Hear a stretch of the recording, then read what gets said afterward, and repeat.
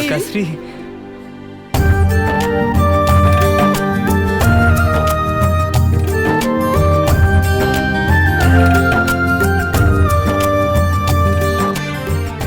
ধাতশ্রী,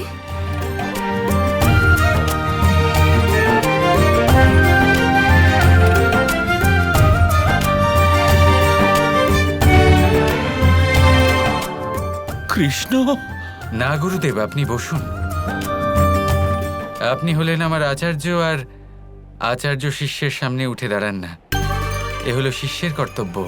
দয়া করে বসে থাকুন।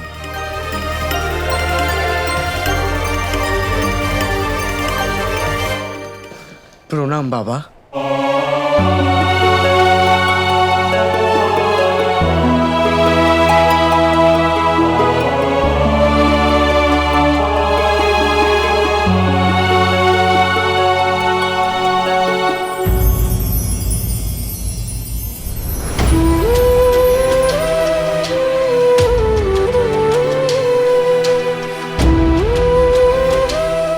কেমন আছো পুত্র?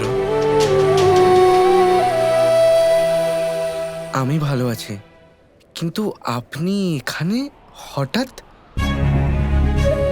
হঠাৎ? কৃষ্ণ হঠাৎ আসে না শাম্ব। কৃষ্ণ তো কেউ ডাকলে তবেই আসে। কেন এসেছো সে কথা থাক, কিন্তু কৃষ্ণ সঠিক সময় এসেছো, খাবার সময়। কৃষ্ণ, আমাদের সকলের সঙ্গে খেতে বসো। রাধা, দ্বারকাধীশের জন্য রাজাসনের ব্যবস্থা করো।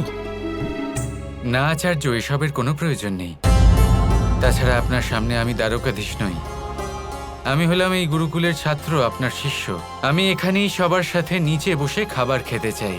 আপনি আমাদের সাথে খাবেন? কেন খাবো না? গুরু ভাই হই আমি তোমার। আর শুধু একসাথেই নয়, আমি তোমার সাথে এক থালাতে খেতে চাই শাম্ব। তোমার কোনো আপত্তি নেই তো?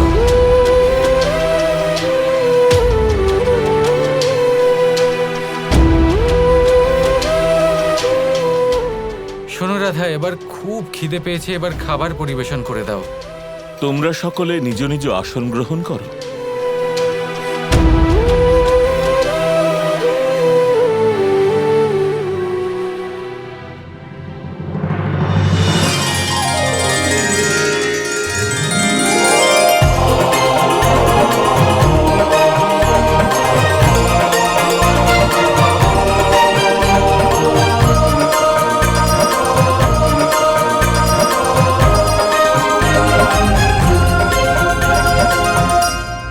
দাঁড়াও পুত্র, আজ আমি তোমাকে নিজে হাতে খাবার খাইয়ে দেব।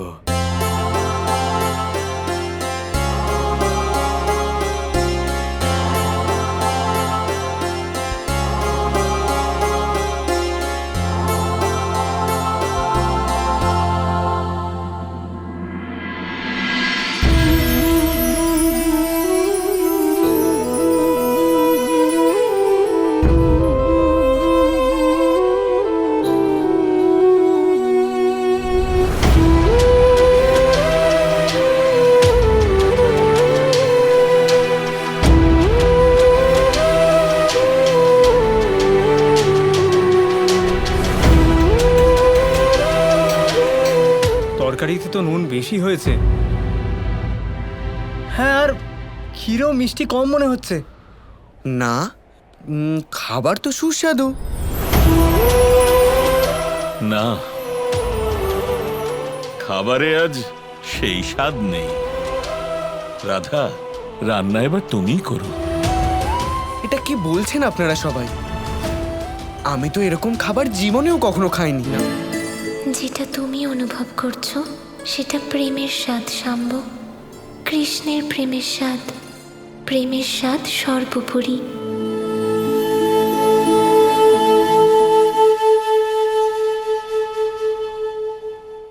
কিন্তু এই অচ্যুতা কোথায় গেলেন? উনি তো কৃষ্ণের খুব বড় ভক্ত। ওনার এই সময় এখানে থাকা উচিত ছিল। জানি না আচার্য, আজ সন্ধে থেকেই দেখতে পাচ্ছি না। হয়তো কোথাও একান্তে ধ্যান করছেন উনি। সব সময় কিছু না কিছু শিখতেই থাকেন।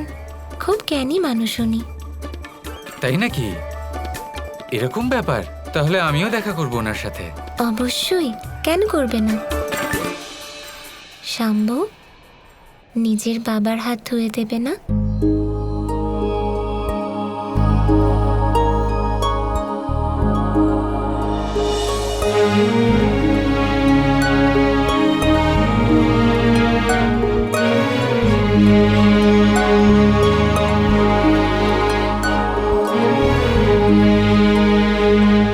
খুব বড় হয়ে গেছো তুমি পুত্র, আর খুব বিনম্র। তোমার মা তোমার এই রূপ দেখে নিশ্চিত রূপে গর্ববোধ করবেন।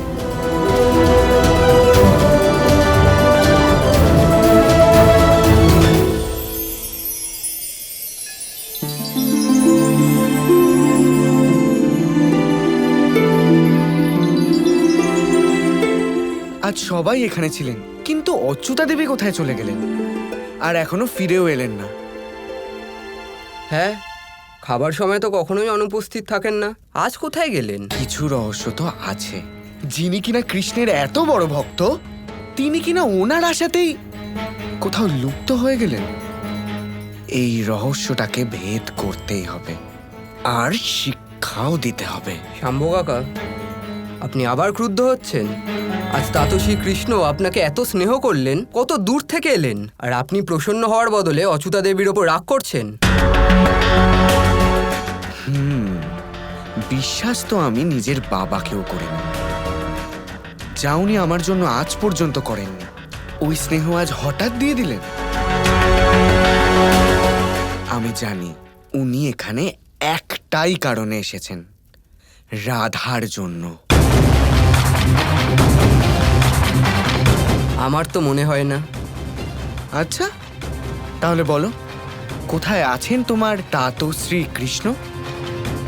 ওখানেই আছেন হয়তো, বনে নিজের রাধার সাথে। বাঁশি বাজাচ্ছেন হয়তো।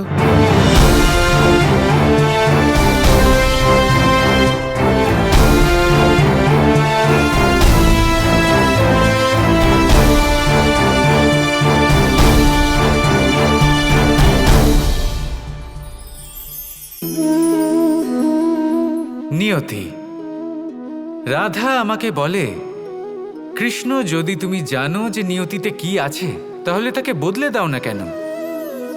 মহাদেব আমাকে বলেন যে শ্রীকৃষ্ণ, যদি আপনি এটা জানেন যে শাম্বের নিয়তি এটাই, তাহলে আপনি তাকে বদলানোর চেষ্টা কেন করেন?